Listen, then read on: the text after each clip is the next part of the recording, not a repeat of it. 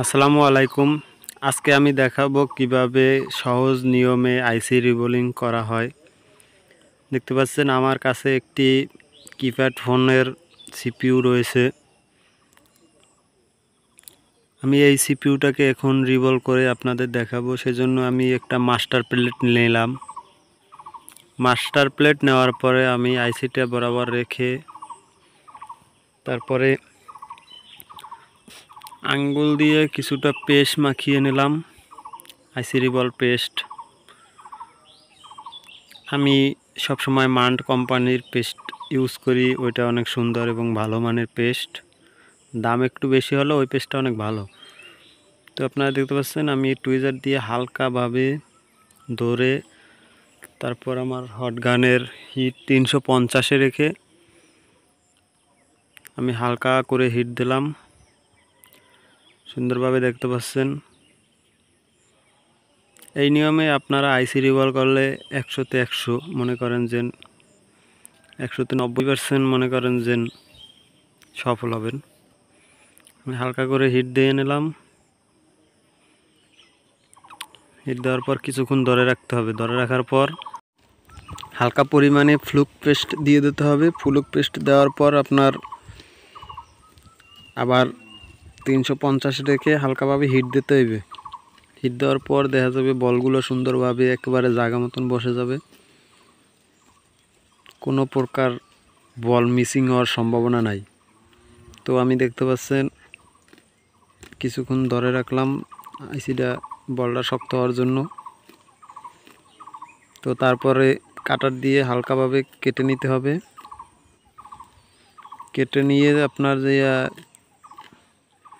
Thinner দিয়ে হালকাভাবে ঘষা দিলেই মনে করেন আইসিটা খুলে আসবে। খুলে আসার পর সুন্দরভাবে আইসিটা ক্লিন করে দিতে হবে।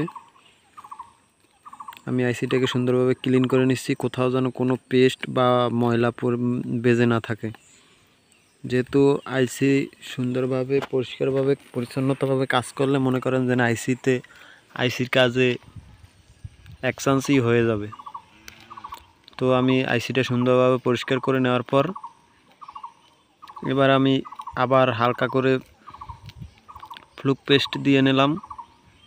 দেওয়ার পর আবার এটাকে আমি হালকাভাবে 350-এ রেখে আবার সুন্দরভাবে হিট দেবো। তাহলে দেখতে পাচ্ছেন যে বলগুলো ওর জায়গায়ও চলে আসছে এবং সুন্দরভাবে খাড়া হয়ে গেছে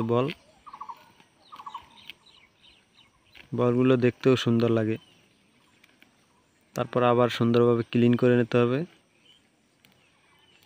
কোনো পেস্ট বা কোনো ময়লা থাকতে পারবে না, মানে একেবারে ক্লিন। তো ক্লিন হওয়ার পর দেখতে পাচ্ছেন আমি আইসিটাকে আমি আরও কাছে এনে দেখাইতেছি আপনাদেরকে। একেবারে খুব সুন্দরভাবে আইসির বলগুলো একেবারে দাঁড়া হয়ে গেছে। তো এরকমের আপনারা আইসি রিবল করলে দেখবেন যে অ্যাকশানসি হয়ে যাবে, আর দ্বিতীয়বার আর কাজ করতে হবে না। একেবারে সুন্দরভাবে এক সমানে বল থাকবে।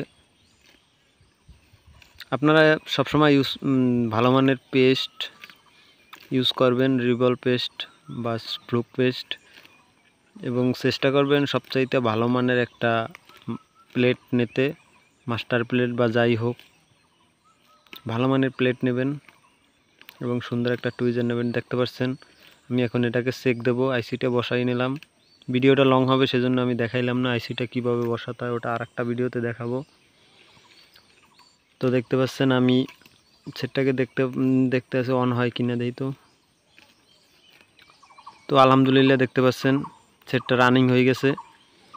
এভাবে আপনারা কাজ করলে দেখতে পারবেন যে এক চান্সেই আপনাদের কাজ কমপ্লিট হয়ে যাবে। সবাই ভিডিওটা ভালো লাগলে লাইক, কমেন্ট এবং বেশি বেশি শেয়ার করবেন এবং মোবাইল সার্ভিসিং ট্রেনিং